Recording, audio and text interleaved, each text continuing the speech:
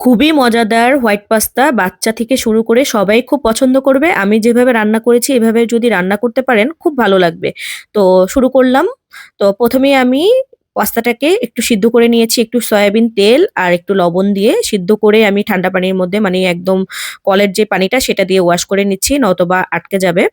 তো আমি সয়াবিন তেল নিয়ে নিয়েছি প্রায় হাফ কাপের মতো। নিয়ে একটু চিকেনটাকে আমি মেরিনেট করে রেখেছিলাম সব ধরনের সস, আদা, রসুন সবকিছু দিয়ে। সেটাকে একটু ভেজে নিয়েছি। ভেজে নিয়ে আমি প্রায় হাফ কাপের মতো আমি এখানে দিয়ে দিয়েছি আ ময়দা। ময়দাটা দিয়ে এখন খুব অনবরত নাড়তে হবে নতুবা আটকে যাবে। এখন আমি একটু পানি দিয়ে দিচ্ছি। প্রায় ২ কাপের মতো পানি দিয়ে দিলাম। দিয়ে খুব সুন্দর করে নাড়তে হবে যাতে করে দলা পেকে না যায়।